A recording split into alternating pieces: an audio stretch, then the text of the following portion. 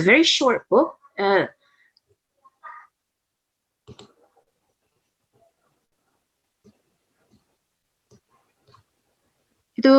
Whose mic is on? Banu ya?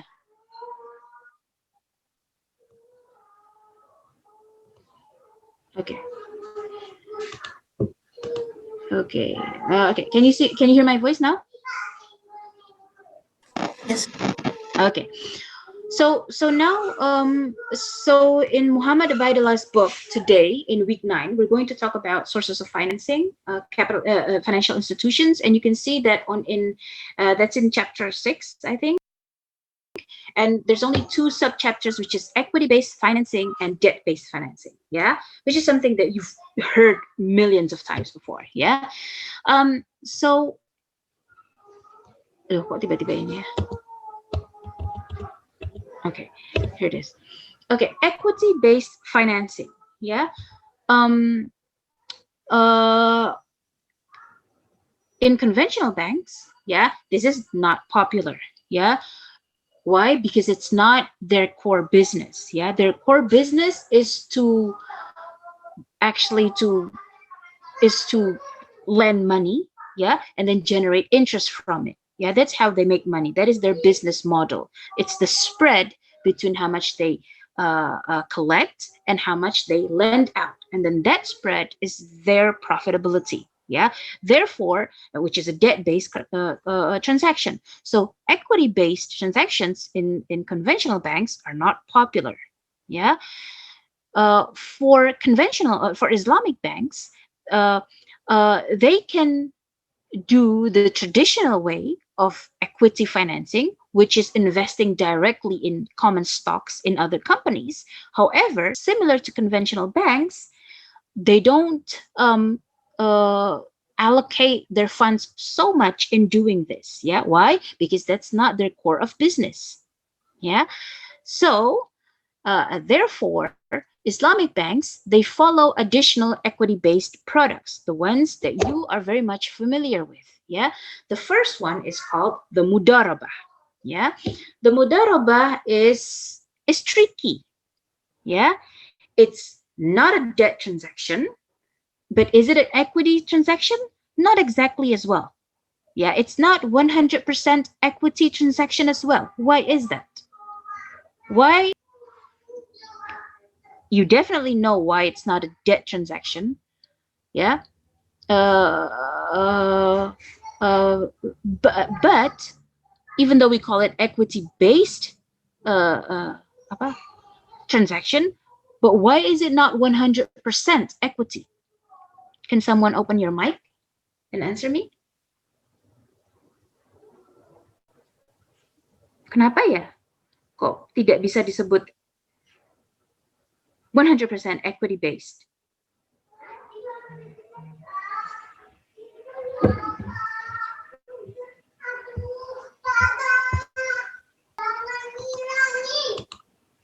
Oops. Anyone?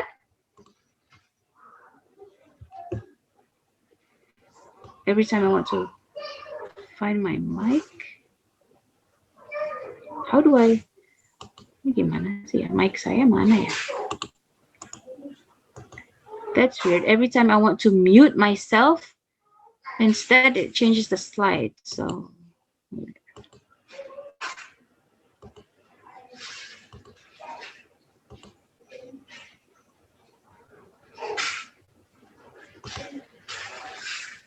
okay. Anyway, so oh, here it is. Okay, so let's continue. Yeah. Okay, so later on you will see. Can anyone answer? Why can't we call it 100% equity? So we kind of like it's not debt, but it's yeah, it's kind of equity.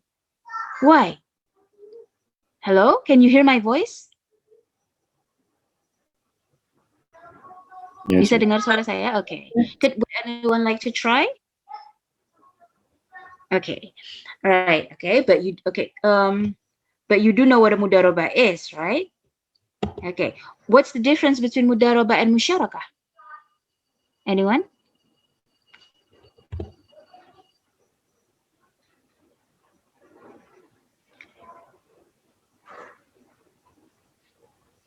Hello, anyone? Okay, so let's go through this one by one. Yeah. Okay, so in the mudarabah, profit is shared according to a pre-agreed ratio. Yeah, and it's not a profit and loss sharing. Unlike musyarakah, it's a profit sharing. Why? Because the loss is borne by who bears the loss? Hello. Sahibul malnya. The sahibul mal, yeah, the sahibul mal. If this is a savings or deposit, then that would be the nasabah, yeah. Bahasa Inggrisnya nasabah apa ya? The account holder, yeah. Tiba-tiba ngeblank. Or if it's a financing, then it would be the bank, yeah, the sahibul mal, yeah. So it's not profit and loss sharing, it's profit sharing, yeah. There's two types, the restricted and the unrestricted. What's the difference? Bedanya apa? Restricted and unrestricted. Anyone?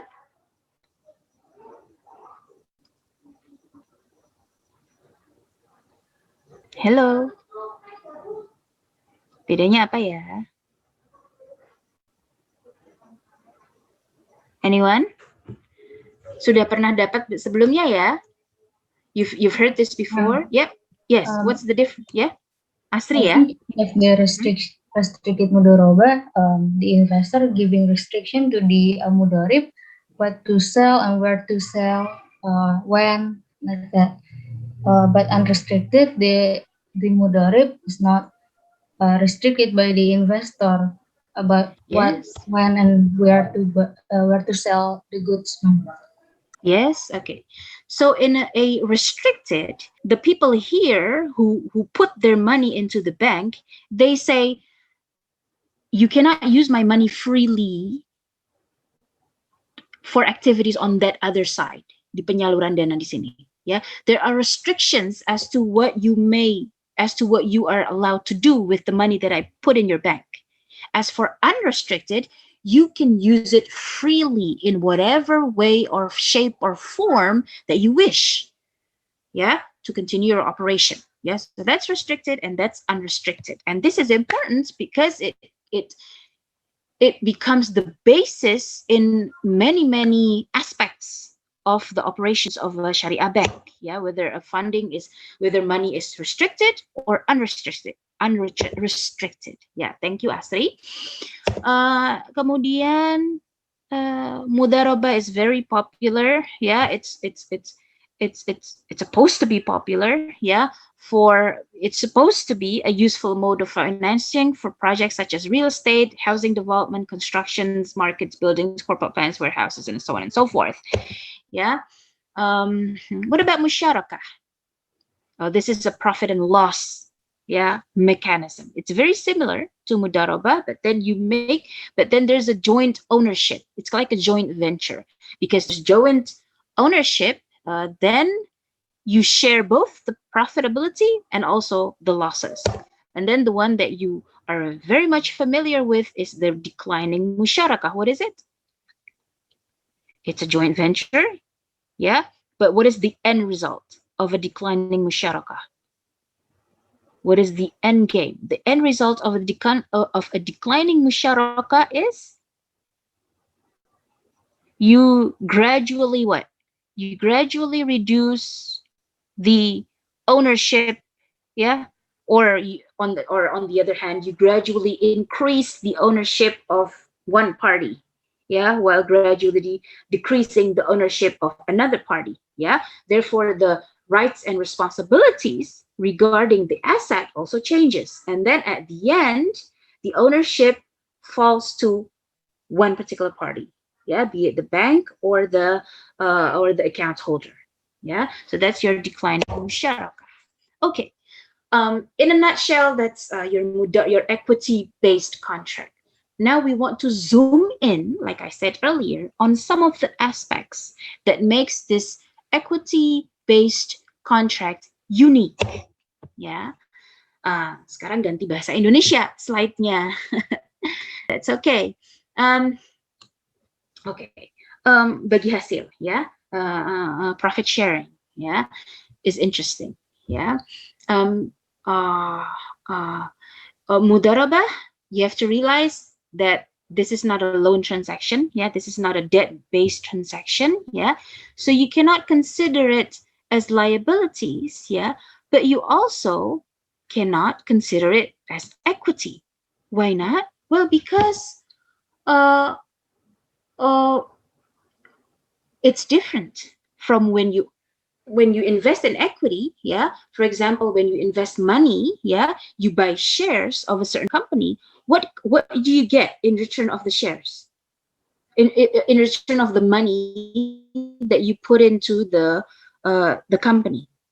You get shares. Yeah, right. But along with the shares, what do you get? You get ownership, right? Yeah, you get ownership. Well, here you don't get ownership. Yeah, you don't get ownership, right? The Sohibul Mal, they don't get ownership of the project. Yeah, they get a certain percentage of profitability, but they don't get ownership. Yeah, they also don't.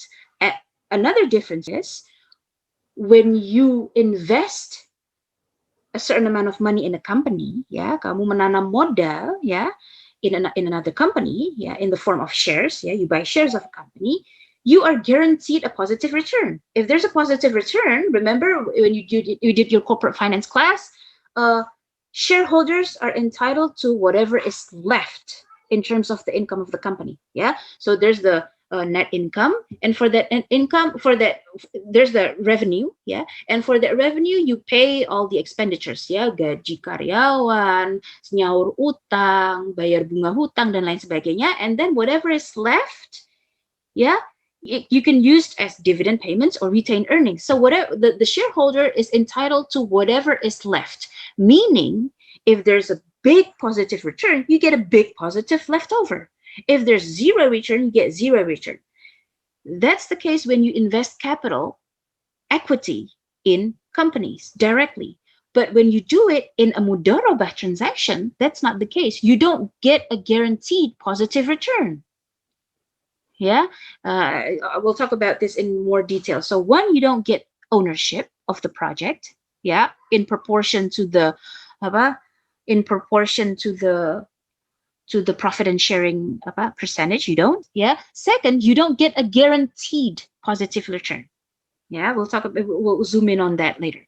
Yeah, so it's interesting. Yeah, this nature, yeah, this condition becomes becomes the basic of the, ini saya nggak bisa lihat slide saya sendiri masalahnya. Saya masih harus lihat catatan saya.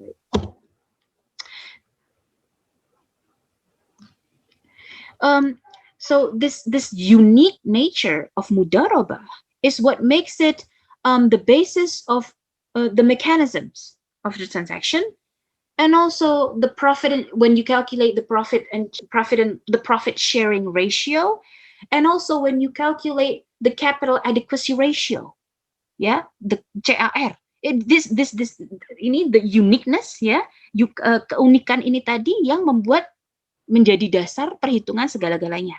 Yeah, and this also becomes the main reason why it's not such a popular product. Yeah, it's not a popular product. We would like it to be the cornerstone of Islamic finance, but it's not.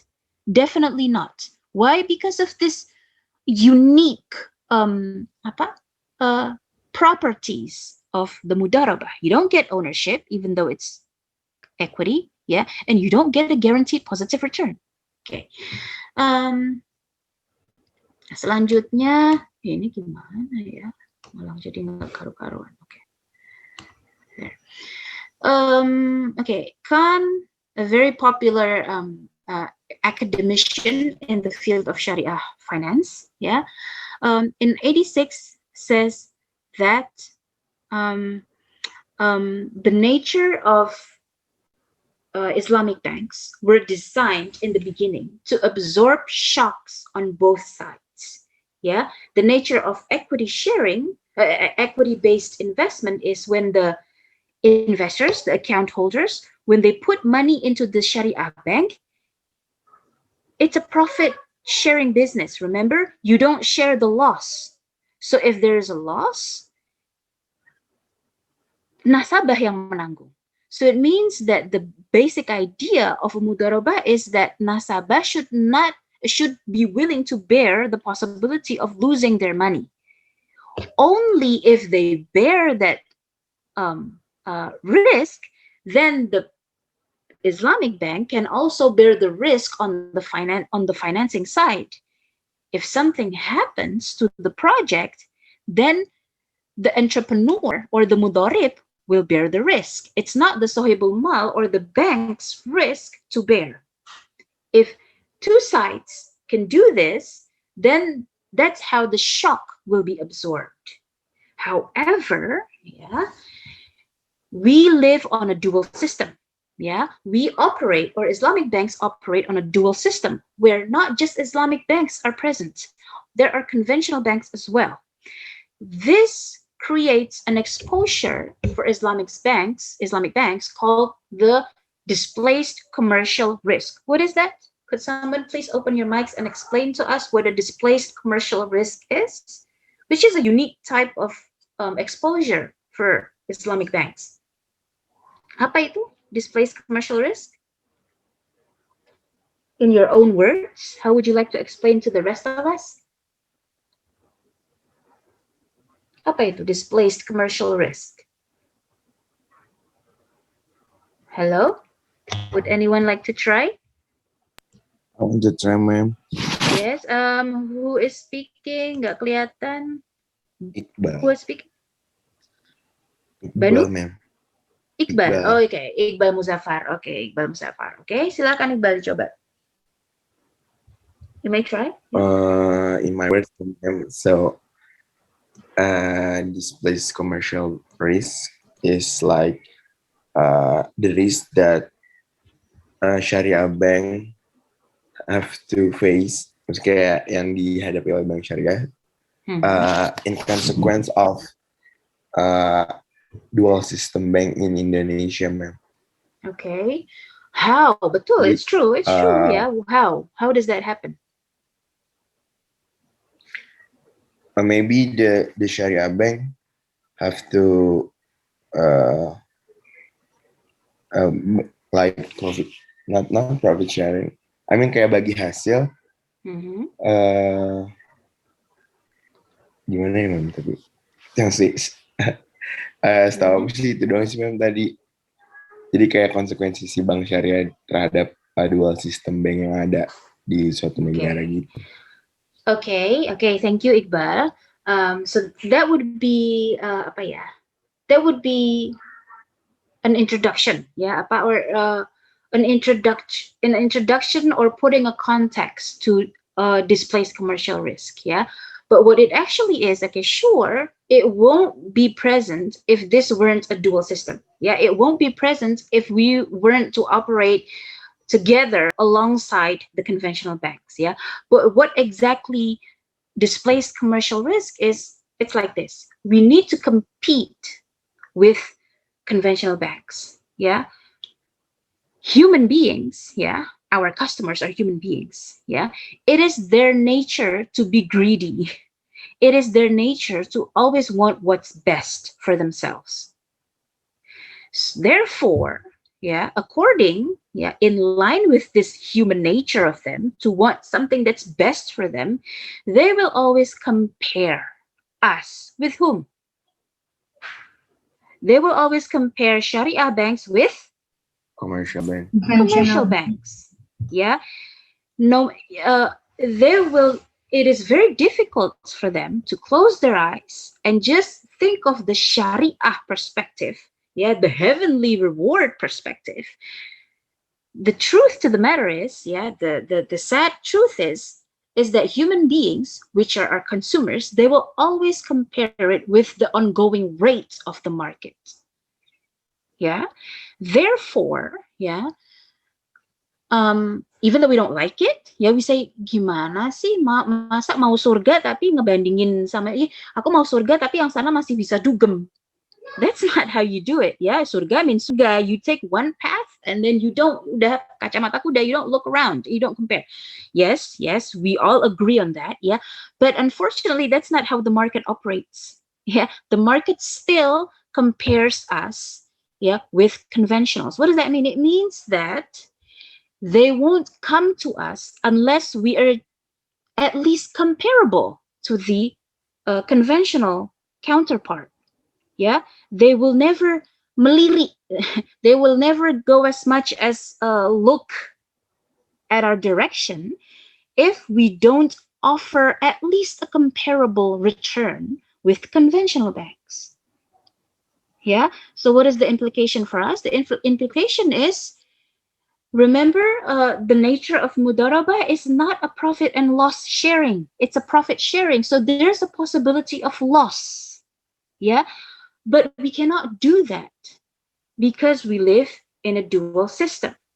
They won't come to us if we don't guarantee them at least a comparable, meaning at least a decent, meaning at least almost the same return as the conventional banks. Therefore, we need to do something about it.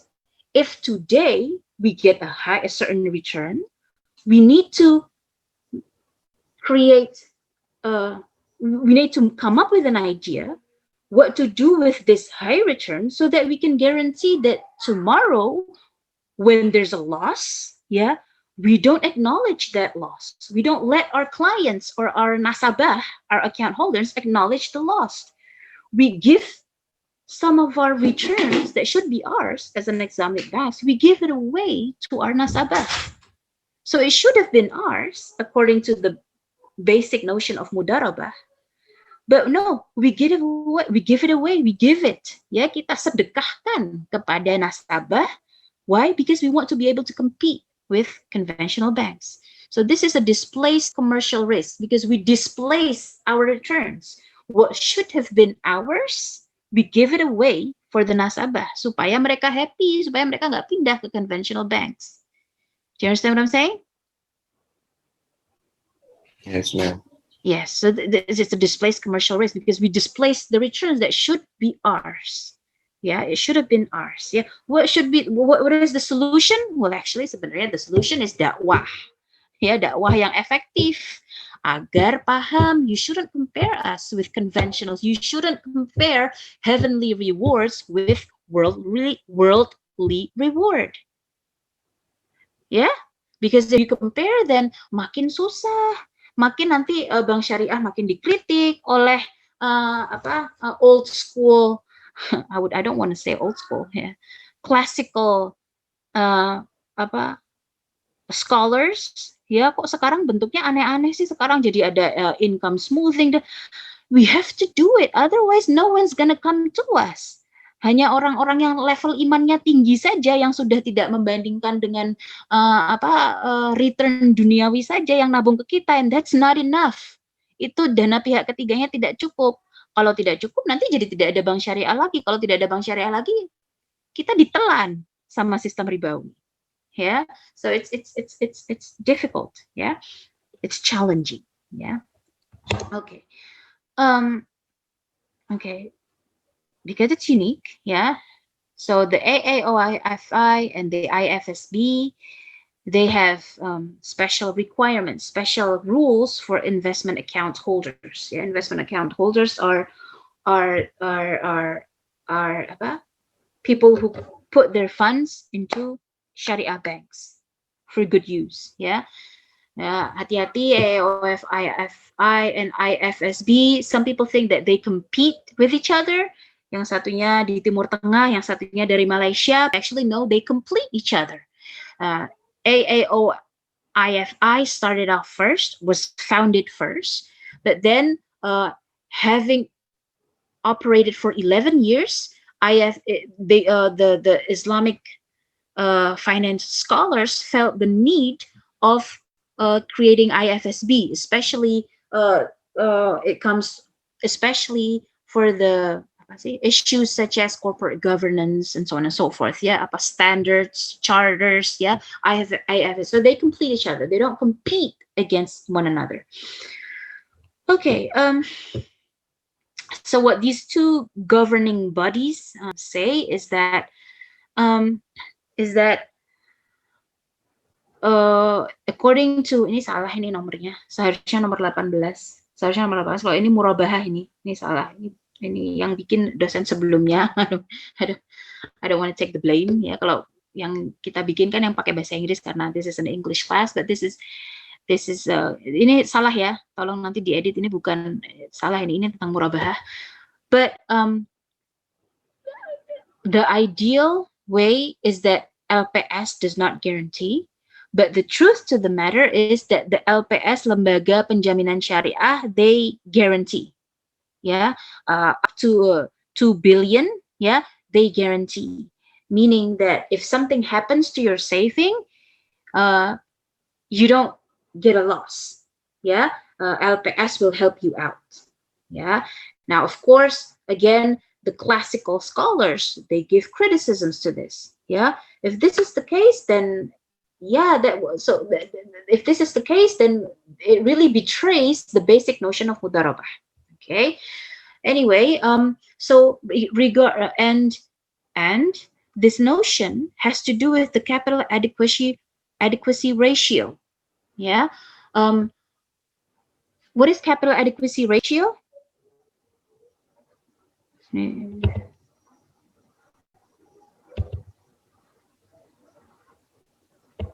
Okay. Yeah, benar sih. Yes? The capital that the bank must bear for minimum to absorb the risk. Maybe that now. Yeah. Okay. Yes. So this is a risk measure. In order for a bank to be eligible to do certain activities such as financing, pembiayaan, they need to have a certain level or atau pinjam, or raising capital or whatever. They need to meet certain minimum level of capital adequacy ratio. Now, for conventional banks, it's straightforward. It's straightforward. Which capital falls under the category that will be included in this calculation is straightforward. As for Islamic banks, even AAOIFI and IFSB, they have different opinions as to what should go into the calculations of CAR. So for AAOIFIs, they say that if it's restricted, then of course they don't get calculated as CAR, as a component of CAR, the capital as capital, to be considered as adequate, But if it's unrestricted, then it's automatically considered as capital adequacy ratio. So this is, but remember, even it's an unrestricted fund, but they don't have the same exact properties as capital. Remember, like I said earlier, there's no ownership associated with it, and there's no guaranteed positive return associated with it. Therefore, even though it can be calculated as capital adequacy ratio, it cannot be used as 100%. Therefore, for capital adequacy ratio, they are used only 50%.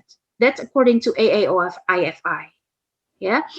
As for IFSB, they have another technique, another recommendation, for calculating capital adequacy ratio, which is, it's not even 50%. Not all unrestricted funds, can be used into the CAR, even less, because of such and such consideration.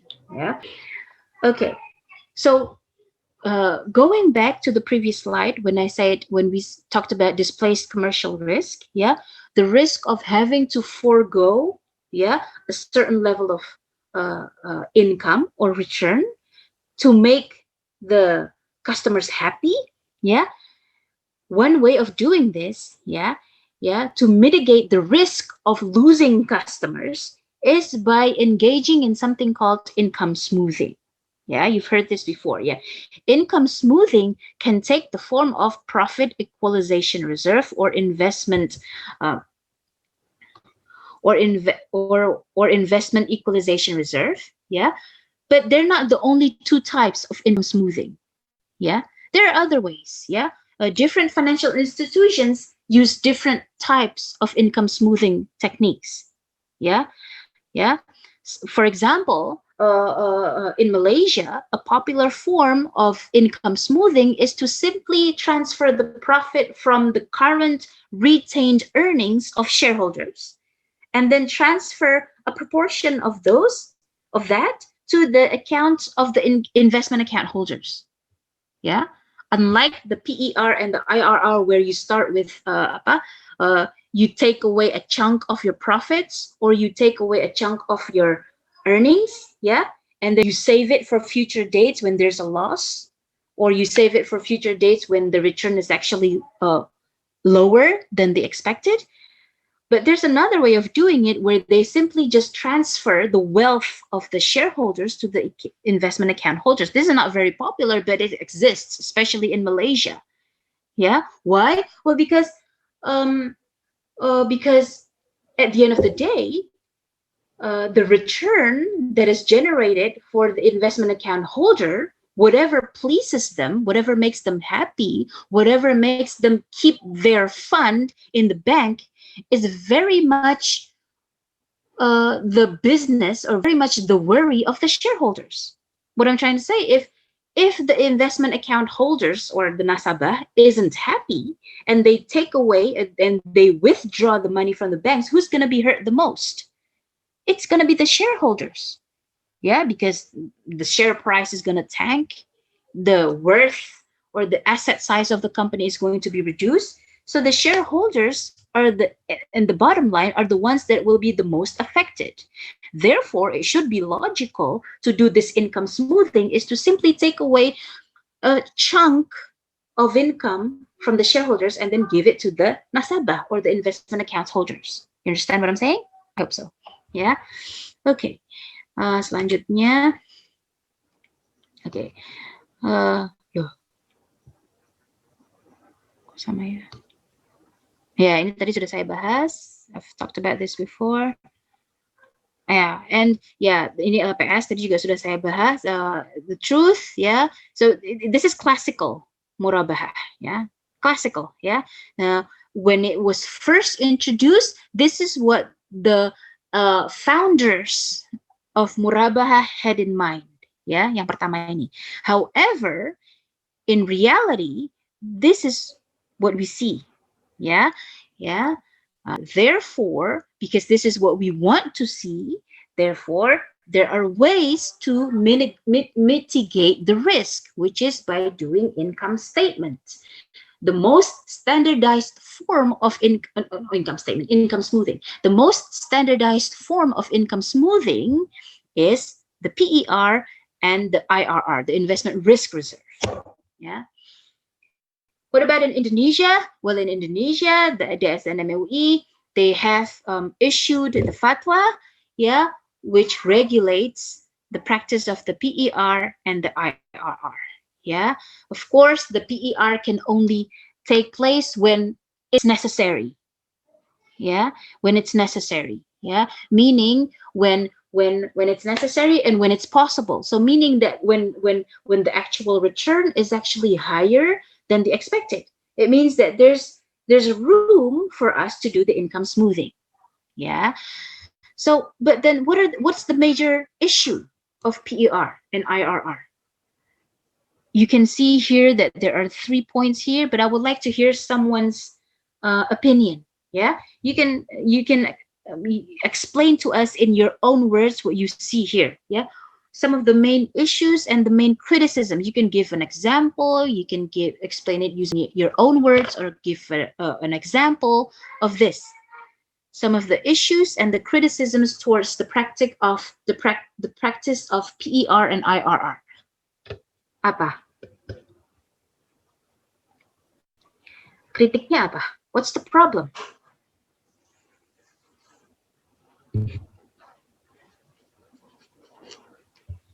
Anyone would like to try?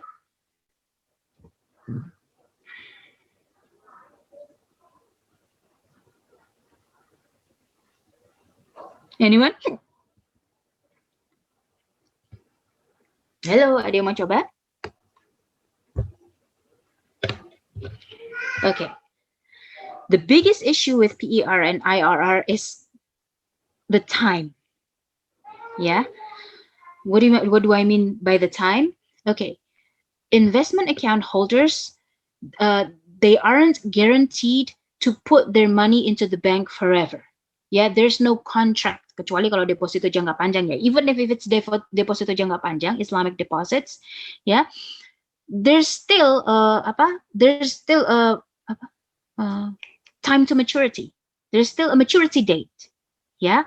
Now the question becomes, on that date, when the investment account holder withdraw their fund, how do you guarantee that we as the Islamic banks have fulfilled all their financial rights?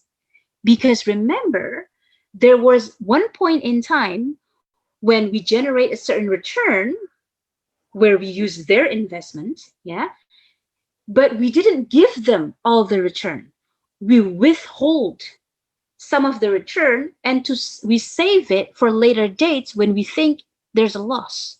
The question becomes, but what if this investment account holder withdraws their fund or gets out of our bank, yeah, at a certain point in time? How do we guarantee that all their rights they've taken away with them, along with them as well? You get what I'm saying? Yeah. Jadi it becomes a problem, ya, karena sudah kita tunaikan belum? Sudah kita berikan semua atau belum hak mereka? Karena ingat, sebagian dari keuntungannya kita simpan dulu. Ketika mereka ambil dananya, ya, mereka mencairkan dana yang mereka simpan di bank kita, gimana dong? Komponen yang kita simpan, komponen dari punya dia yang kita simpan sebelumnya sudah termasuk atau belum?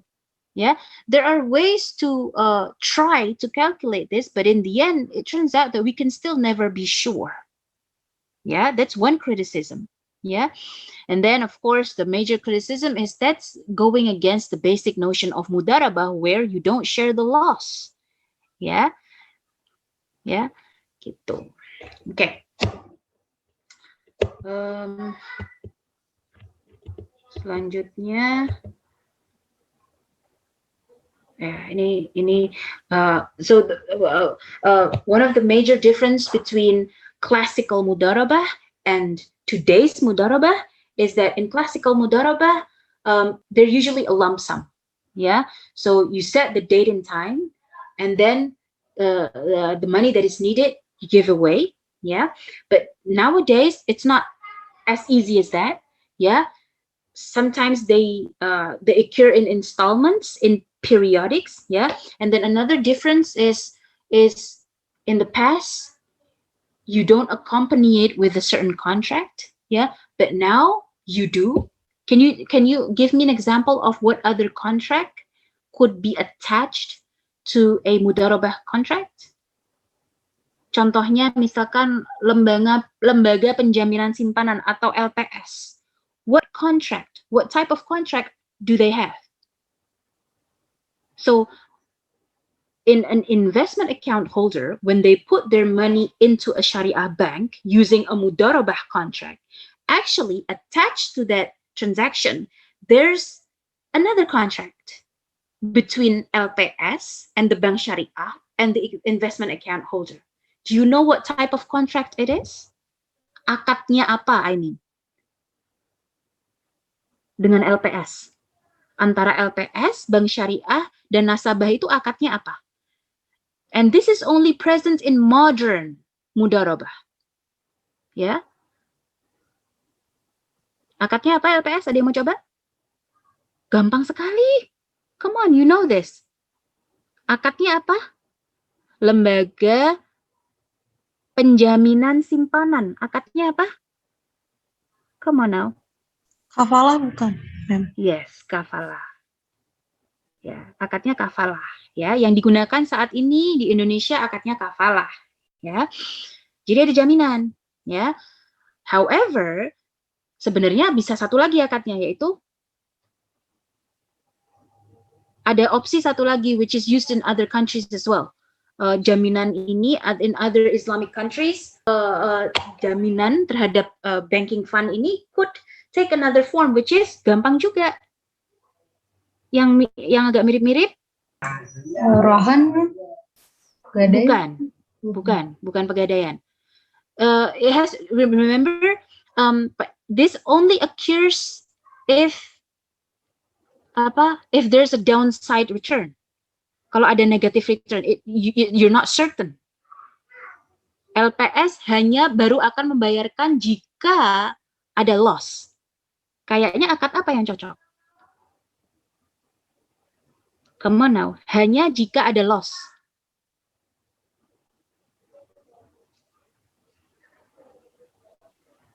Apa ya? That sounds familiar. That sounds a lot like akadnya. Taka? Hello. Takaful. Tanda petik asuransi dalam Islam. It's not really insurance, yeah. It's not really insurance, yeah. But it acts as insurance, yeah. So, but in Indonesia we use kafalah. So that's the difference between modern mudarabah and classic mudarabah. In modern mudarabah, you attach other contracts along with it. Why? Because we live in a modern world. We live in a dual system world. We have so much expectations. We don't want to lose. We don't just look at the heavenly rewards, it seems. Yeah. Can you think of another difference between classic mudarabah and modern mudarabah? Ada lagi nggak? Banyak ya. Sekarang ada jaminan, yeah, which is very much debatable. Yeah, in classical mudarabah, there's no such thing. Yeah. Jaminan, antara lembaga keuangan syariah dan nasabah, ya, bukan dari LPS, ya. Ya, ini tadi sudah saya bahas. Oke. Ya, oke. What about profit and profit sharing mechanism? There are two ways, yeah, profit sharing and revenue sharing. In Indonesia, we use net revenue sharing because we use the revenue after we deduct the principal payments of our debt. Yeah, so that's the net revenue sharing. Yeah, here's an example that tries to contrast between profit sharing and net revenue sharing. So in profit sharing, you start with the income. Yeah, that's the total income, and then you take away all the costs. So that's your net income, and then from this, yeah, you take away 300, yeah, as the bagi hasil. Yeah, so it starts from the bottom. Yeah. Meanwhile, when it's net revenue sharing, you start with the income. Yeah. Yeah. Yeah. And then this is your total. And then at the top, you deduct it. You give it away from here. From that 1.4, we give it away. And then whatever is left, you deduct it with biaya operasional. And then you get the net, which is the same actually. Yeah. Okay. Not so much on that. Okay. Moving on to the debt-based financing transaction. Of course, you're very familiar with this as well. There's the murabaha. Apa lagi? Selain murabaha, there's the apa? Debt-based financing, murabaha, and then apa lagi? Come on now. Ijarah, Ijaroh, and then salam, and then istishna. Yeah. Okay. For murabaha, whether we like it or not, but that is the cornerstone of Islamic banks right now. Yeah, the majority, 80% transactions are in the form of murabaha. Yeah. In COVID, during the COVID-19, yeah, therefore, during the COVID-19, the most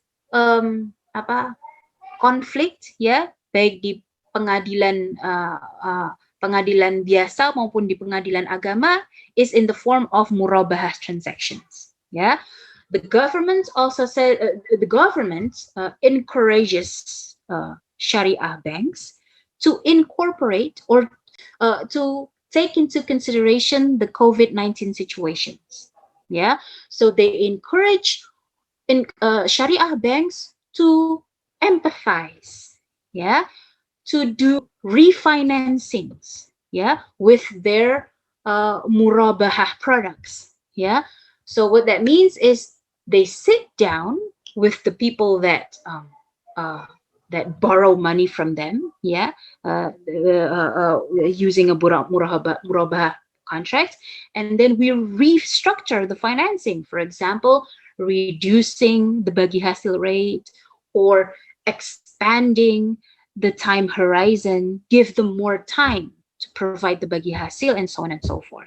Yeah, yeah. So the government encourages us or encourages the Sharia banks to do this. Yeah. Another issue, current issue with murabahah products in Islamic banks is that now fintech, yeah, is really hip, yeah, is really trying to tap into the murabahah transaction, especially commodity murabahah, yeah, because commodity murabahah is very crucial, yeah. What is it crucial for?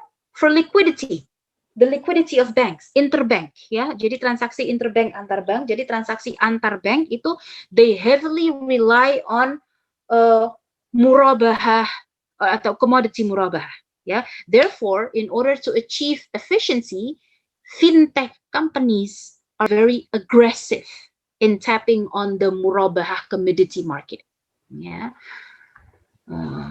Udah saya rasa, ya. And you've seen this before, ya. Ini sudah saya.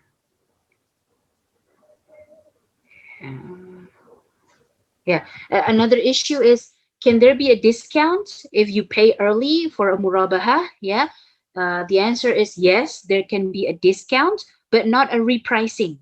Yeah. Because once you pay for the murabahah, it means that the transaction for that particular product is over, is done. The profit that you set, it's time for you to realize it. You cannot reprice the product because then that would not be Sharia approved. Yeah, you can get it is so the rebate cannot be promised in advance. Yeah, it can be given as a generosity of of of the bank, yeah, but it cannot be promised in advance, because if it's promised in advance, then it kind of it feels a lot like a repricing of the product after it's being repaid, yeah, and that's not allowed, yeah. And if should there be penalty at all, yeah, uh, nowadays the consensus, yeah, the majority of scholars say that yes, penalty is allowed, yeah, for the purposes of disciplinary action, yeah, one, and two, as long as the penalty that you receive is that the bank receives, you use it for charity, yeah, corporate social responsibility activities, yeah. But then now the issue becomes, what is the level of penalty, yeah, yeah. Then scholars say that the level should be significant enough that will impose disciplinary action, but it shouldn't be as much, too much, that it feels like a repricing of the debt, yeah, because then that would feel very much like riba, yeah. So scholars have said, have gave suggestions as to how much of the penalty of a murabaha contract would be. It should be a percentage that is proportional to how long were they late for. If they were late for 3 months, then it should be a 3 divided by 12, because there are 12 months of a month, times the installments. So it should be proportional. Yeah. Okay. Okay, and then another type of debt-based transaction is ijarah. Yeah, everyone knows what an ijarah is. It's sewa, yeah, a rental transaction. Yeah, yeah. A popular form of ijarah. I'm taking an example. Yeah, an example of a popular form of ijarah product is sukuk. Yeah, sukuk. When it was first introduced in early 2000, yeah, they take the form of ijarah. Yeah, and why ijarah Sukuk is very popular. Where? Well, first of all, because it's very simple. Yeah, it's very easy to understand. So simple that it became the international practice. Yeah, not just Indonesia, but also they first started out in Bahrain. Yeah, what they did in Bahrain is also the ijarah sukuk. The sukuk can take two forms. Yeah, three actually. Yeah, ijarah, mudarabah, and wadiah. Yeah, but the most popular type is ijarah. Yeah, because it's simple. Yeah, and why? Because also it provides fixed income, ya, karena ini cuman sewa kan, bayar sewa, ya, and then so it generates fixed income. And because this is upon an asset that is owned by the government, then it's very low risk, almost next to nothing. It's like zero risk because it's owned by the government. The government will definitely pay rent for the asset. Yeah. However, of course, old school or classic scholars say that there are differing opinions. Ya, jadi khilaf. Ya, ada yang mengatakan that it's okay, sukuk ijarah is okay, but then there are classical scholars who say that it's not okay. Ya, what they did in Bahrain, which becomes the blueprint of what we do in Indonesia, which is an ijarah and sale back transaction, is not okay because it's cuman akal-akalan. Yeah, you don't actually own the asset. So how can the government pay rental on an asset that you don't actually own? Yeah, so that's the major criticism. Ya, contohnya Ustadz Erwandi Tarmidi, ya, he doesn't believe in sukuk ijarah, ya, be it the form that is taken place in Bahrain or the form that is slightly modified in Indonesia. Some classical scholars still do not buy it, still do not believe in it. Ya, jadi itu masih menjadi PR, bagaimana caranya supaya yang sale back-nya ini jangan kesannya cuma akal-akalan aja. How can you pay rent for something that is not owned by the receiver of the payment? Ya, jadi itu masih menjadi PR, ya, ijarah. And then there's salam, and then there's istisna. Yeah, now istisna is interesting because there's still large potential that has not been that is still relatively untapped for istisna. Ya, jadi belum ada produk istisna di bank syariah di Indonesia untuk saat ini, ya, yang benar-benar established belum ada. Why is it so unpopular? Because it's risky. Ya, what type of risk? Counterparty risk. Maksudnya apa? Ada yang bisa jelasin? The counterparty risk of an istisna transaction is high. Maksudnya apa? Ada yang bisa jelasin? Seperti resiko apa sih counterparty risk? Counterparty itu berarti resiko terjadi ketidakberesan dengan pihak yang dealing sama kita. What does it mean? Istisna itu apa ya? Istisna itu you order something to be made, ya. Something that is still in process, yeah, and then you order it, yeah, to be made and then delivered to you. Counterparty risk is, di sini tidak saya tulis counterparty risk, but it explains. Contohnya apa counterparty risk? One prestasi, contohnya kontraktornya tidak bisa menyelesaikan bangunannya dalam waktu atau dalam tenggat waktu yang sudah disepakati sebelumnya. Or the quality, the quality of the product is not the same as what was guaranteed in the beginning. So istisna is risky in that sense, because we're relying a lot on something that has not been done yet. That's why Bank Syariah is reluctant to tap into that contract for now. But there's been a recent study that says that there are ways that istisna can be developed. In this context, they put in Malaysia, one way is to create a parallel istisna combined with a wakalah arrangement. A parallel istisna looks something like this. Ini saya tulis di sini. Saya copy paste saja, nggak saya ringkas-ringkas lagi. Yeah. So the first istishna is between the Islamic bank and the customers, yeah, where they become the ultimate buyer, yeah, yeah. It is not the capacity of the Islamic, but the Islamic bank cannot manufacture the asset, yeah, because that's not their core business, yeah. Therefore, the Islamic bank enters into a second istishna with the manufacturer, yeah. There, the Islamic bank acts a buyer, yeah, and ask for an asset that is exactly the same as the ultimate buyer asked if the first contract to the manufacturer. Yeah.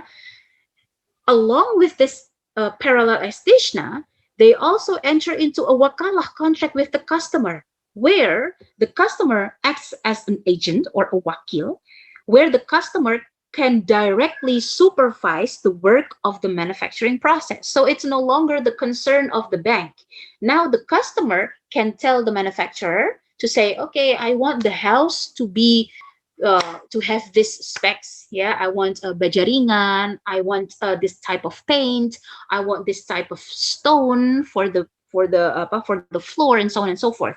Why? Because it's not the nature of the bank to apa to keep an eye on such process. Remember, because the bank says, "Oh, this is very risky. There's always a chance that ada one prestasi, they don't deliver the quality that they promised, and the bank does not have expertise in supervising such work. Therefore, create a wakalah contract with the customers, where now the customers can directly supervise the manufacturers."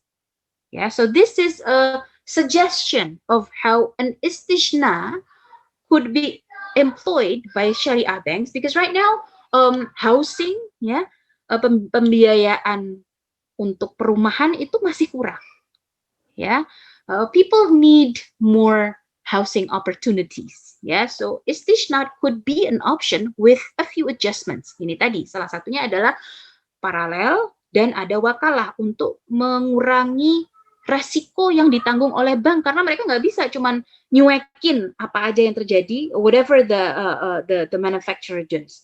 Ya, jadi kita tunjuk customer sebagai wakil supaya mereka memastikan langsung kualitasnya. Okay, that is the end of my presentation. Actually, there's the last slide. The last slide is tugas untuk kalian yang akan dipresentasikan minggu depan. Ya, yeah. There are 4 groups. Yeah, 2 groups, and there will be 2 topics. Yeah, of presentation. 2 groups will present the first task, and the other 2 group will present the second task. The first group will create. There's another suggestion as how to istishna might work. Yeah, this is the suggestion. Yeah, istishna with an ijarah mausufa fi zimmah. Yeah, this is a suggestion of how an istishna can be adopted. Yeah, so the task of the 2 groups is to explain to us what that is and how it works in the same nature that I explained in the previous slide. Ya, tadi kan saya sudah kasih contoh 1 bentuk usulan istishna nih yang bisa diterapkan ya oleh Bank Syariah. Now I ask you to tell us what this is and how this may look actually in actual business transaction. Ya, itu untuk 2 kelompok. Untuk 2 kelompok lainnya, I need you to, using statistical data, meaning I need you to show me the numbers. Why Indonesian people like debt financing rather than equity financing, and what is the solution? So first, you need to show me the graphics, the comparison of debt equity financing and equity financing in Indonesia, and then you need to tell me why that's the case, and then give me the solution. So you need to do some research on this. Now, which group will do which task? Saya akan minta kepada asisten untuk mengundinya. And then she will tell you. She will let you know. Hopefully today, if not tomorrow.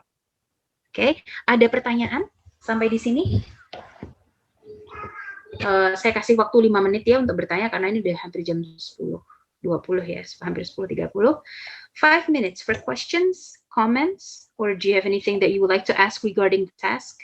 Sudah jelas ya tugasnya?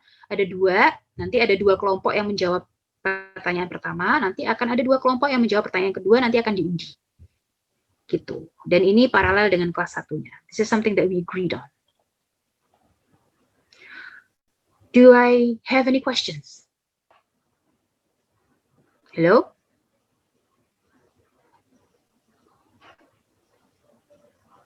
Tidak ada pertanyaan? Oke, kalau tidak ada pertanyaan, No, ma'am. then let's end today's. But do you understand what I said about istishna, about ijarah? Are people still listening? Hello? Yes, ma'am. We still. Okay, all Yes, right. ma'am. Okay, then maybe you don't have a question right now. Then you use your energy to prepare for the presentation in the following week. Okay, so that is the end of today's lecture. I will see you next week. Asyhadu alla ilaha illa anta astaghfiruka wa atubu ilaik. Bye bye everyone. Assalamualaikum.